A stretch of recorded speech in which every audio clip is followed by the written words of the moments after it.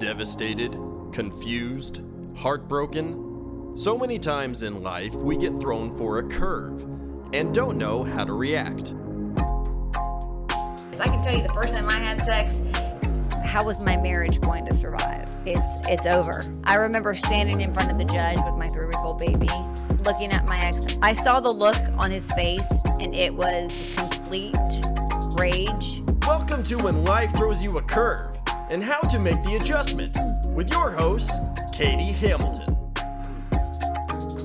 Hey everyone, welcome to When Life Throws You a Curve and How to Make the Adjustment. I'm Katie Hamilton, and I am being welcomed today, as promised, by my beautiful daughter Julia. We left off last week just kind of painting the picture of what you guys could expect for this week and maybe next week. We'll see how much we get done today. But welcome, Julia. Hi everybody. We're using some new technology in here today. Well, it's new to me anyway. So, anyway, okay, I think I'm good. Okay, Jules. So I know, as always, Cash Money puts me on a time limit. So we do have to jump right in head first, which is good because we caught everybody up last week with what you're doing there in North Carolina.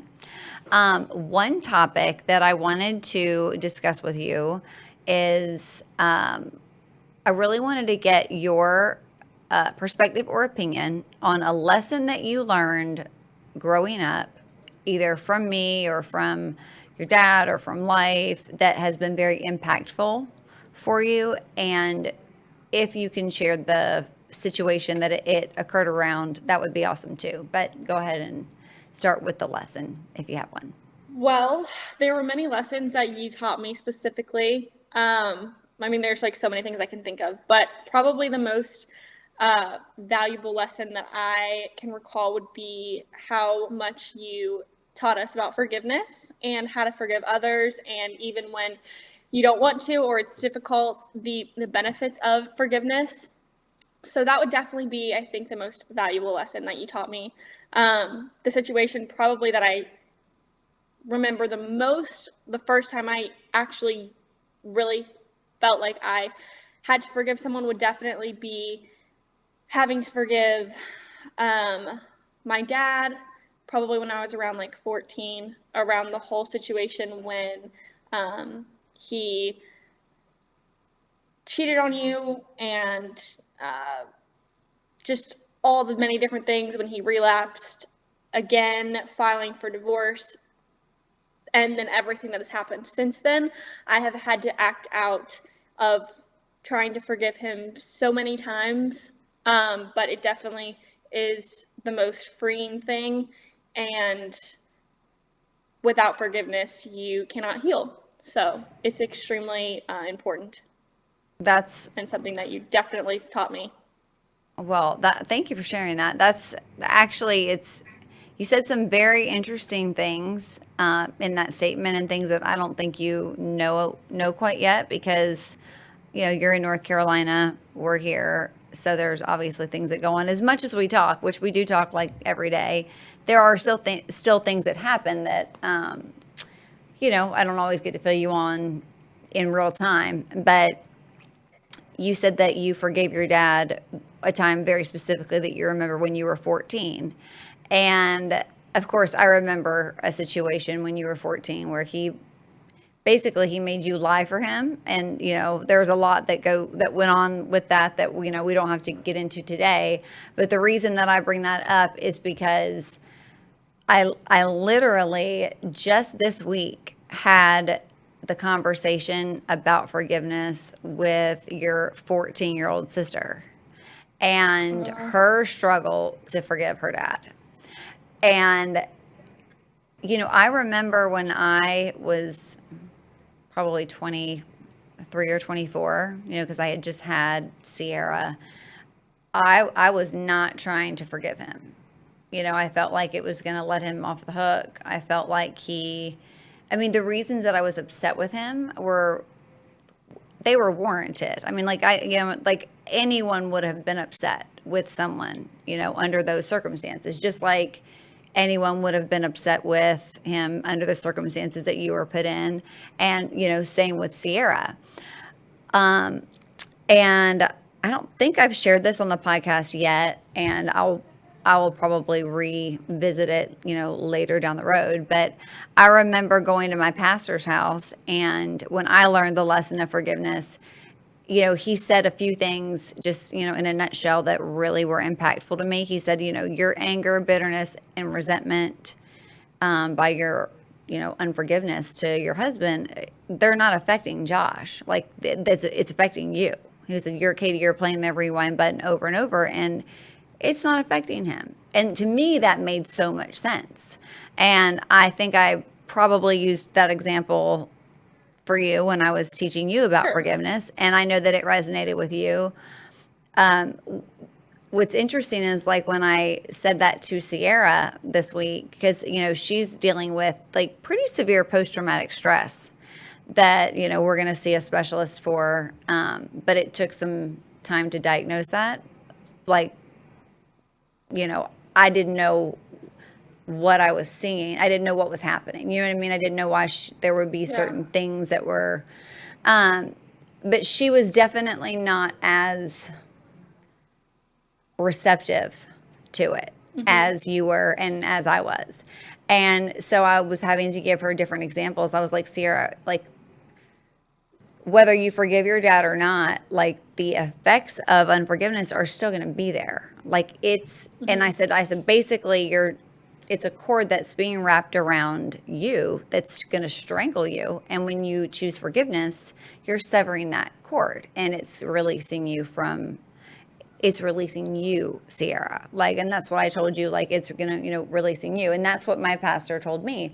And, she, finally, after, I'm obviously at 14, you're still learning things. And, but you're also at that age where you start to be able to make decisions for yourself. You get the information and you make your choices.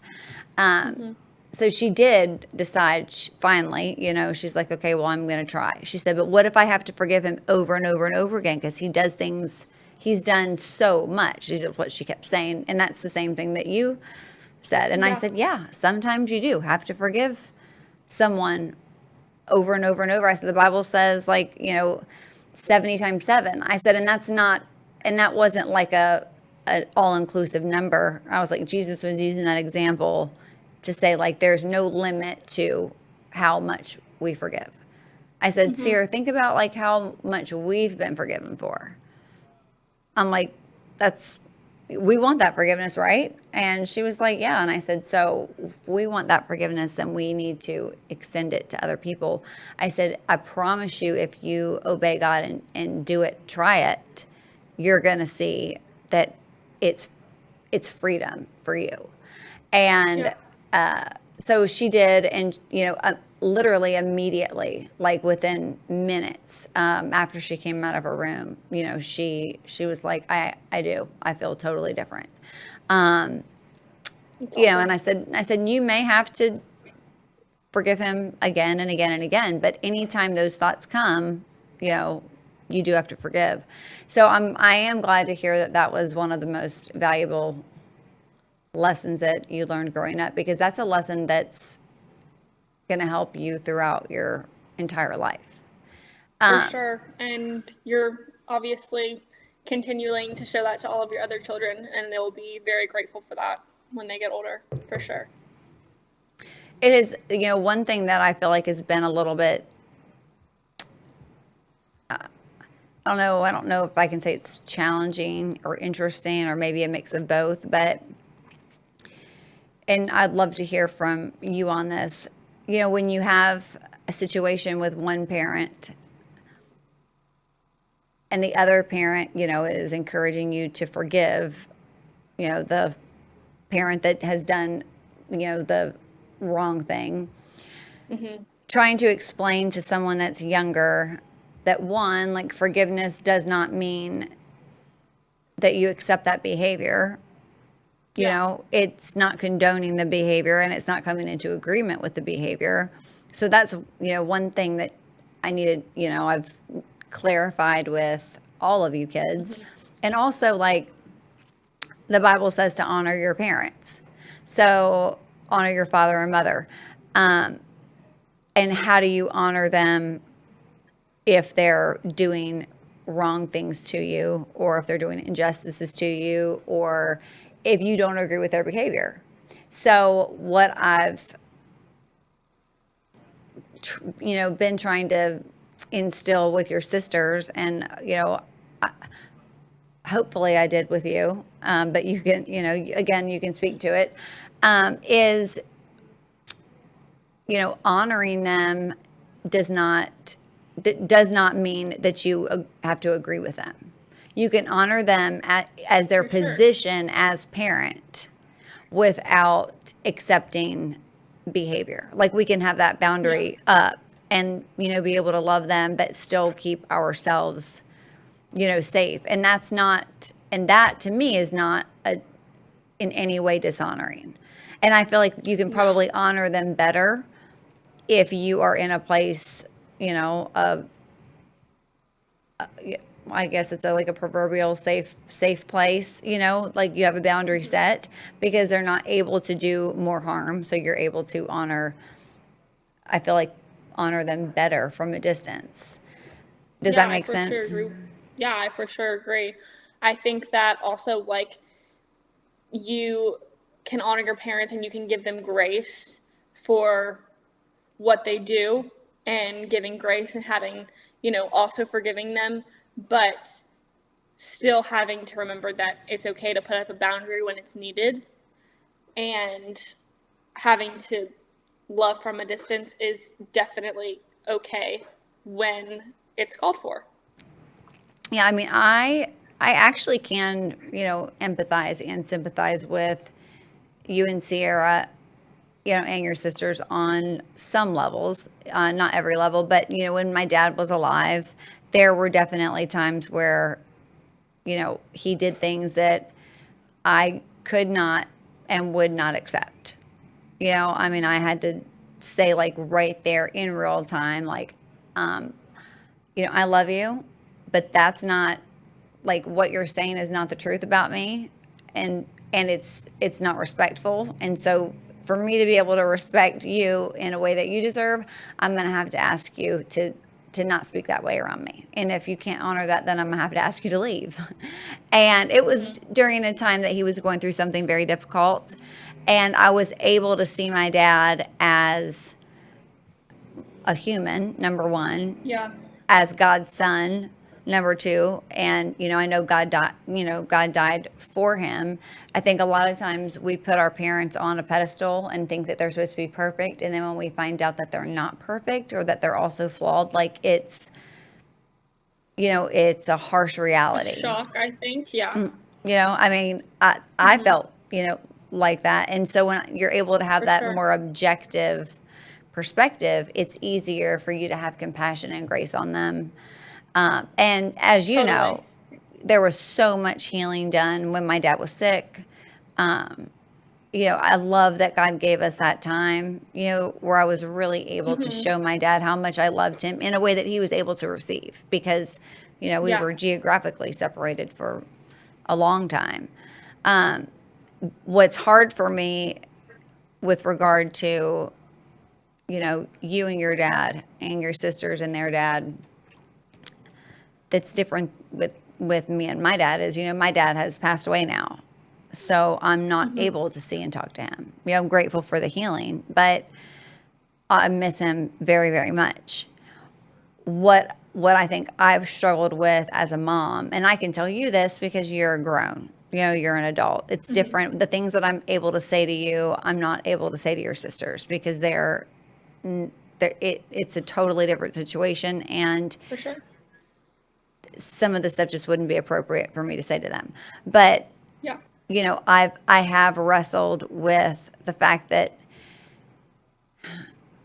their dad literally lives, 5 minutes from us. And I know he's not allowed to see them now, obviously, because, of his actions. And that's, he shouldn't be able to see them. But when you were in high school, you removed yourself from his house, which I'm sure was very, very hard for you to do. But for your well-being, you made that decision, and Yeah. you know, but you guys haven't spoken now in 5 years. And I've seen you try to reach out to him. I've seen you ask him to go to coffee. I've seen you've asked, you've written him letters. I, as a mom, can't fathom, you know, not wanting to be in my kid's life. And I know that it's not that he doesn't love you. It's just that there's so much up here that's messed up. Really, it's also in his heart. But if if you want to speak about that, I'd love to hear from you on it. But I will say before you do, if you do, you have handled that with so much grace, and you have really been able to keep your love on towards him and towards everyone Thank you. else. Like I don't think you usually see a level of rejection and such conditional type love. And Yeah. he threatened Sierra with the same thing. Like if if you don't want to come over here, and it was at the same age, 14, then I won't ever talk to you again. And he's like, and and he threatened things to her that she has seen play out, with your life. Thankfully, she's also seen how gracious and loving you've been, and how many chances you've given him to, how you've tried to make amends, and you've really been more of a parent, obviously, than he has. But anyway, Yeah. you've handled that with tremendous grace. My point originally was like, I can't talk to my dad, because he's not Yeah. on this earth. And it's just hard for me to know that your dad could talk to you, and you have reached out to him, and there's so much heart issues that he has that he can't even bring himself to. I mean, it has to be shame. Do you think that has to be I part of it? I can't speak on like his behalf on what he's feeling, but I've had people ask me this question before. The other day, actually, I was talking to about it with Dylan and Krista, your sister, and we were talking about how she lost her dad, your dad, and if she thought that they're like how is it different from having a parent that's alive that chooses not to speak to you versus having a parent who is passed away when you can't speak to them. And both are, I think, extremely difficult. I think that for me personally, I had to go through the same process that I think you went through with learning to see your dad as a flawed human versus as someone who's perfect.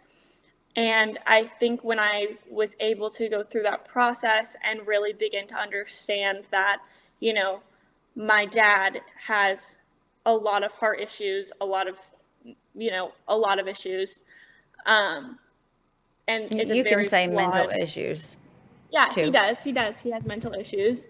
Um,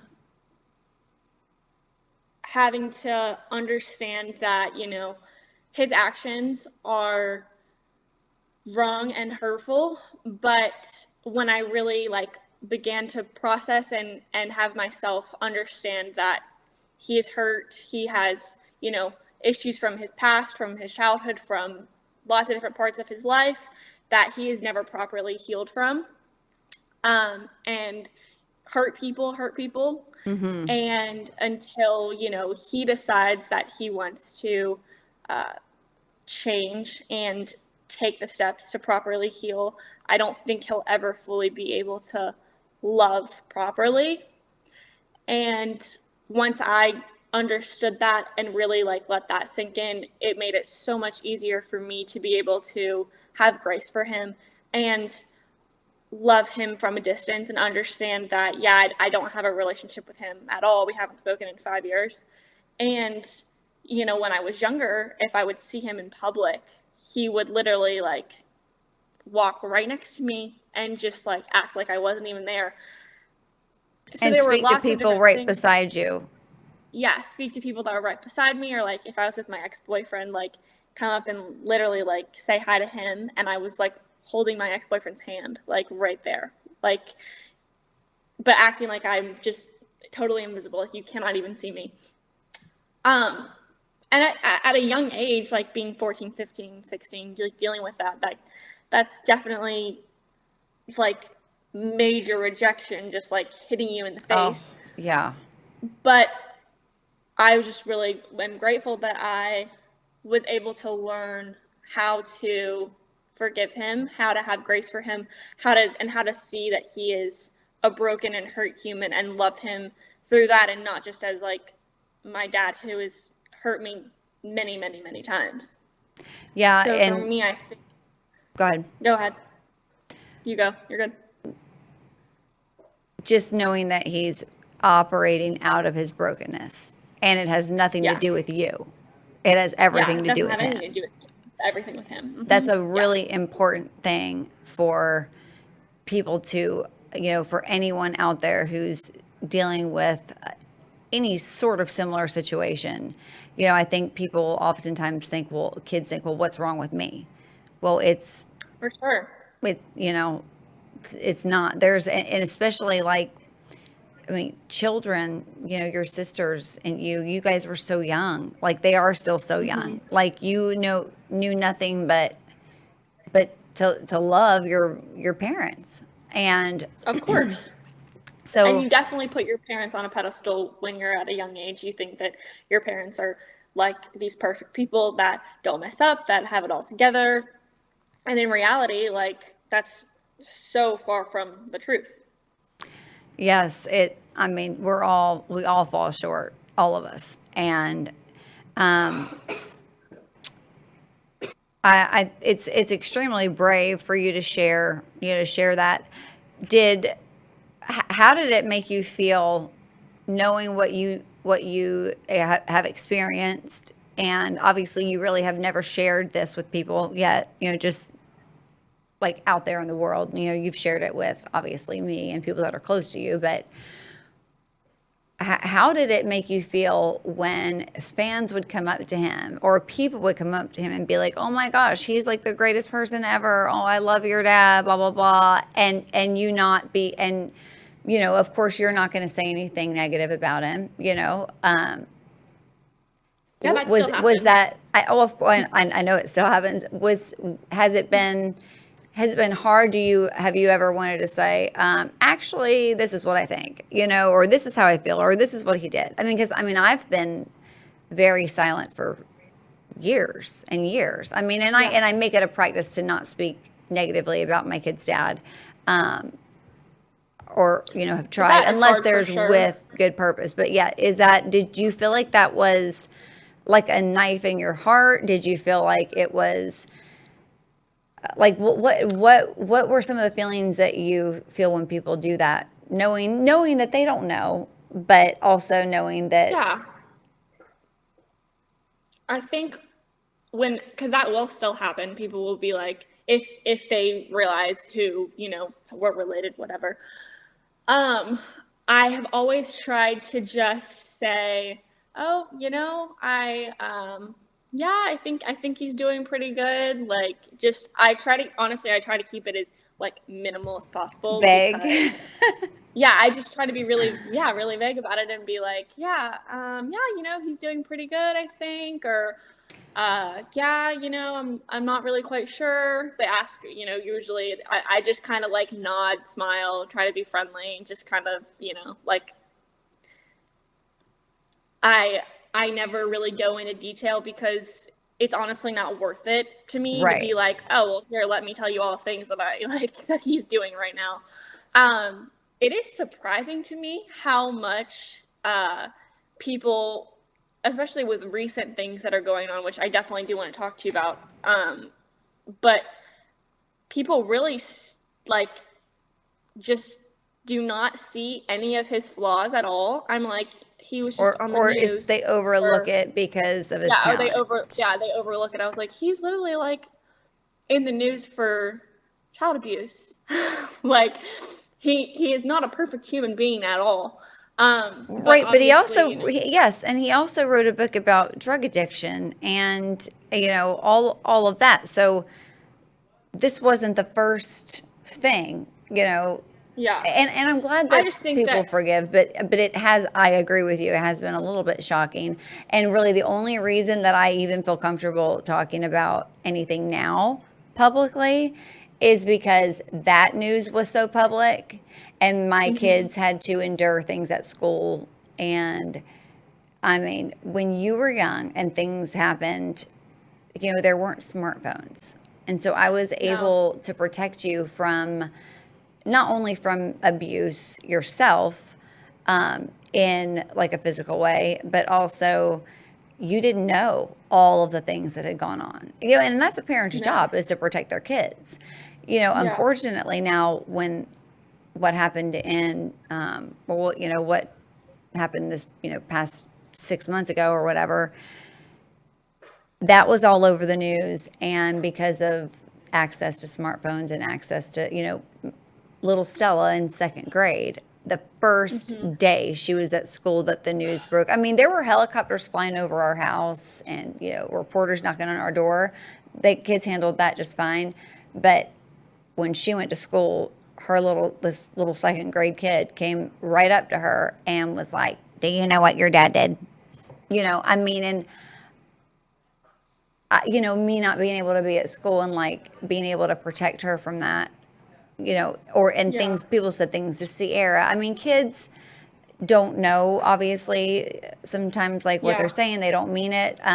But it doesn't mean that it doesn't hurt Yeah, well, and for them, it's embarrassing in and of itself to know that all these kids at their school know all this, like what their dad did. Like, you're, especially for Sierra, she's processing all the things that had just happened, and then she's going to school and having people ask her about it, which is totally like, because eighth I graders mean, don't know how to handle it either. I yeah, mean, those other kids don't yeah, know what to you're in eighth say. grade. You're 14 years old. You don't know what's. But then for her having to try to, like, I'm sure she would want to, you know, not because she wants to protect her dad, but she would automatically, want to say something, even though it was totally his fault and did something that was horrible to her. She's still a kid, and it's still people talking about her dad. Oh, and it's so embarrassing. You hit the nail Yeah, on the so head. It is embarrassing. so embarrassing. I mean, I've asked her because there's a sense of pride, I think, when our parents do something that is admirable. And I know for her, and she won't hear this podcast, by the way, but I know for her, like last year, there were times last year that he was doing okay. Times, not all the time, and he volunteered on her softball team. And I know that that was something that meant a lot to her, whether she would admit that or not. And, she was like, yeah, I don't know if I'm going to do softball this year. And, of course, we've talked about, this now. And I said, is it because your dad's not going to, be there helping? Because he can't, be around you. And just like the level of embarrassment that's caused, just that all of his behavior has caused. And I'm like, Sierra, you don't have to give up something that you love because someone else has made a mistake. Like Yeah. you get to still be you. You get to do the things that you love, the things that God's gifted you with. You know, it just kind of working, like it's so interesting to me as a mom. I've said this a million times, like how different, like how similar we all are in some aspects, and then how different all four of my girls are in other aspects, personalities Yeah. and things that may bother you, may not bother Stella, or things that bother you may not bother me. Just learning how to like navigate handling and best dealing with kids and these huge issues that are like life altering, catastrophic situations that children should never be put through, and also me having to navigate those things on my own because I'm here in Texas with no family. Thankfully I have, Yeah. a great counselor, but, But what is is that like, for you, like right now, like trying to, I mean, those situations happened, in the past, but obviously you're still handling all of that right now with the girls. So what kind of is that look like for you right now? Oh, it looks like a lot of things. Well, when I was married, I could protect you all from physical abuse because I knew your dad's cycle so very well that I knew when we needed to be very busy. When, like I just knew, you know what I mean? So Yeah. that's why I never left you all alone with him. Ever. If I had to go out of town, my mom came in and stayed with you all. And if I was going to the grocery store, I had a nanny there. I mean, it was not even a thought. Like there was no way I was leaving my 4 kids with, like, it just wasn't going to happen. When we got divorced and I only got, I was only able to get supervised visits for him for a year. And then, there was so much deception done with that, like, I mean, there was, people hiding in his house from the social worker that they, I mean, like it was so manipulative. And the fact that I knew that those people were not going to protect you all, that was very hard for me. Like it was hard enough just sending, you to school in 5th grade, knowing, a bunch of stuff had happened. And God said, hey, like, they're my kids. I got them. Like, you don't need to worry. It's going to be okay.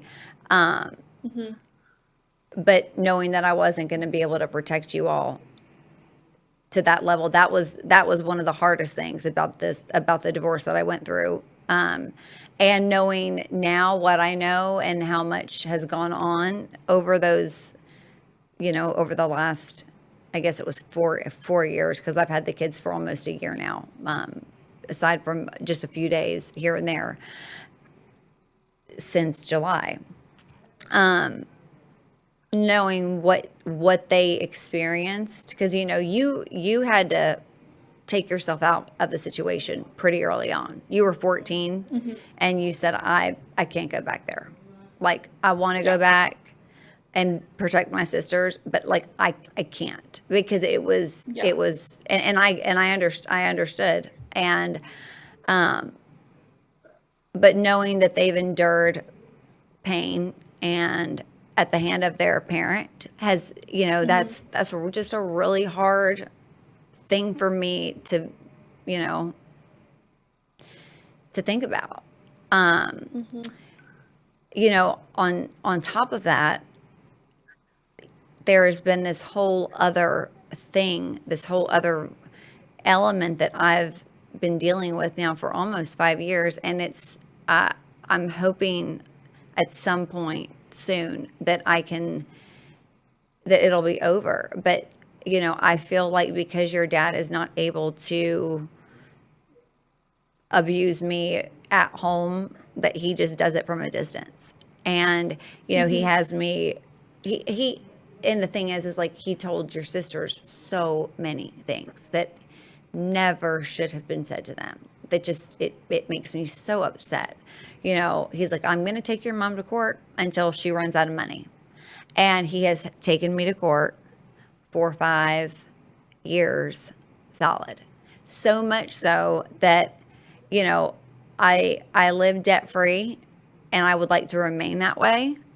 But because of, COVID-19, like my money that I invested that obviously, but in some of my investments that actually gave me cash, they're closed because of the coronavirus. So there's no cash flow coming in. And,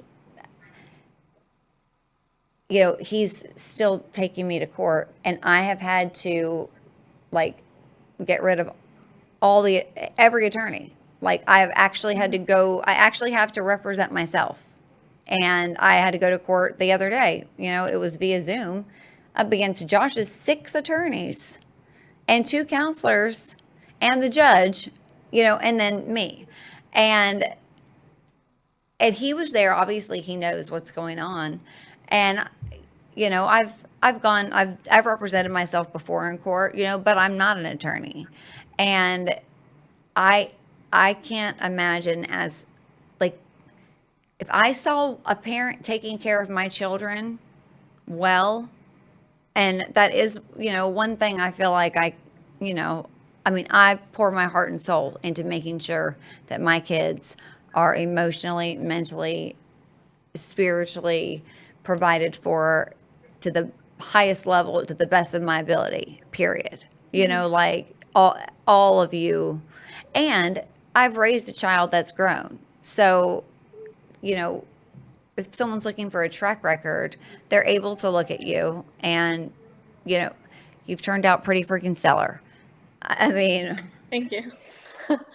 I mean, yeah, I think that it's you're a God's kick-ass grace. mom.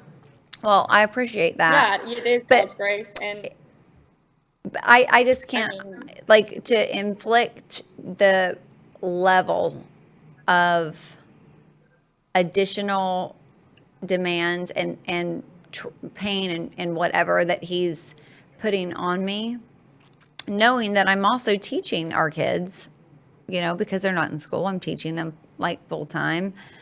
I'm working from home full time, and I'm, in any spare time, I'm answering, hundreds of hours of answers to interrogatories and discovery and, all manner of legal things that, I've actually started praying that God will send me an attorney that will help coach me, because if I had the time, I have the Texas Family, the law book. I got it. I printed it off the computer. It's like this thick. I could memorize that whole thing, and I could represent myself in court in a far better way. But my time is so very, very limited because I have these other responsibilities, and I'm not going to let those things fall through the cracks. Your sisters are going to have their schooling is going to be done to the best of my ability. I'm going to make them dinner. We're going to eat as a family. Like there's things that I'm not willing to compromise on. yeah. So that, that to me, I feel like is, and then there's been like additional things that continue to be put on me, even by the courts, because those attorneys know I don't have an attorney. And I really like the judge very much. I think he's fair. But I think that these attorneys are going to run up Josh's bill as much as they can, and so much so that I've just had to take attorneys out of the equation for myself. And, if God sends me somebody that wants to help coach me for free, that would be great. But otherwise, I'm just going to have to go it alone and trust that he's going to teach me what I need to know. Obviously I've learned a lot already, but I went to the courthouse when I was 23 by myself and got a protective order. And now I've had 3. I hate that that's been the case, but that's been the case. So between, that and, the kids' school and just making sure, because we go to counseling, like there's all of those other things that, have to be done because they have to be done, and I want them to be done. But, there have been no adjustments for support, even financially. And I have always said, like, your dad is not my provider. God is my provider.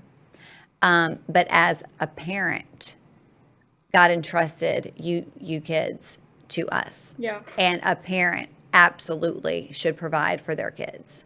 So the fact Totally. that there's not only a resistance of provisions, there is,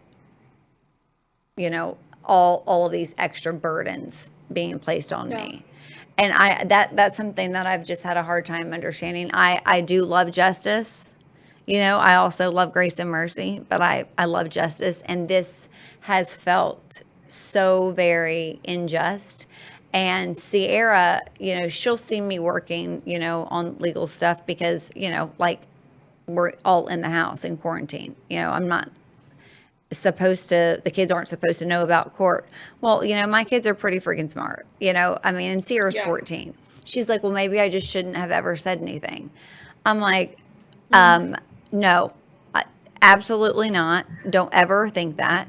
Like, you Yeah. absolutely should have said something. Like your father, I know he loves you, Sierra, but he's also extremely strong. And now I found out, he's done a lot of stuff to, your sisters. I said, if you hadn't said something the next time, like, one wrong move and like he could have killed you or he could kill Yeah. your sisters. Like he is just that strong. And when he gets in those zones, like he just, I don't really know what happens in his mind, but he does not have control. So Yeah. I can say that it has been there. It's absolutely been difficult. It's been challenging. I made this podcast on like learning how to deal with challenging situations. Yeah. I'm still learning how to deal with challenging situations, but I've know enough lot to of know them. that. Well, yeah, like yes, decades. Well, yeah, I'm almost 40, so it's been. But I can tell you, like I know that God is faithful. Like anytime I'm wrestling with any of this stuff, I come back to what I know. I know God is faithful. I know that like he's not a liar. I know he's good. I trust that I'm going to see the goodness of the Lord in the land of the living again. I go back to what I'm grateful for. Like there is so much that I'm grateful for. I mean, I could list things for years and years. So, if ever I am, just struggling with things that I feel like I could be doing that I'm not able to do, because I'm having to do, and I'm not talking about your sisters because they're like, obviously, like it's a joy for me to raise them. I'm talking about this extra stuff. Yeah. I have to just trust that God's got purpose in it and he's going to use it for my good. And, I'm gaining knowledge that I otherwise wouldn't have had. And hopefully maybe I'll be able to help somebody else that could possibly be in my position at some point. When we see a need for something, if we're able to get that need met, or, when you're down the line, it does make you aware. And that is something that I've always kind of been passionate about the justice system. I love that Yeah, you have always. Bible study in the jail, back, it's been Yeah. a while ago, but you were young. But, I wanted to help those women in there so much, to be able to get, when they got out, to get a game plan, like to have a strategy. But I knew, for me, it's like, okay, I always thought it would be when when his career was over, then that would really be my time to, and when my kids are grown. Well, my kids are going to be grown in 10 years. I'll be 48. I'll have that time then. So all the stuff that I'm learning and going through, I'm just praying that God will give me an opportunity to use it to bless other people. For sure. Because I don't want it to be wasted. But going back to what you said about forgiveness, none of that stuff can happen if forgiveness isn't there. Like that Like it really, I really feel like it does start. It starts there. I completely agree. So, do you have any closing remarks? Because I know we're out of Um, time. I don't think so. I mean, I just want you to know that I'm not there with you, but I know you're going through a lot and dealing with a lot, and I can't even imagine how you're doing everything, but you are a kick-ass mom, and Well, I'm you're a really kick-ass just, daughter. well, And I thank miss you you. so And thank you for much. I saying know that. I That's miss so you sweet. too. We were supposed to be together. I know. Oh, your kids, I mean Sucks. your kids, your sisters have had like 15 hours of homework because one of them, well, two of them have ADD, as you know. I do too. Hmm. One has dyslexia and one has dyscalculia. And I have they're, dyslexia, so I get it. yeah, yes, so you do. But they're, so the, all Yeah. those extra programs that they would be getting in Hmm. school, like, lab and tutoring and all of that, they're not getting any of it. So it's, I mean, that's on me. And again, I'm learning creative ways to teach, and I do like seeing their little brains operate, and but I can tell you they are so happy.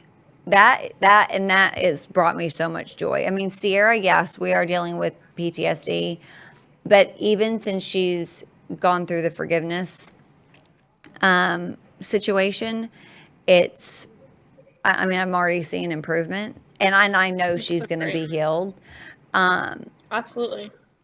But I mean, like thinking of everything that they've gone through and everything you've Hmm. gone through, it just amazes me how good our God is.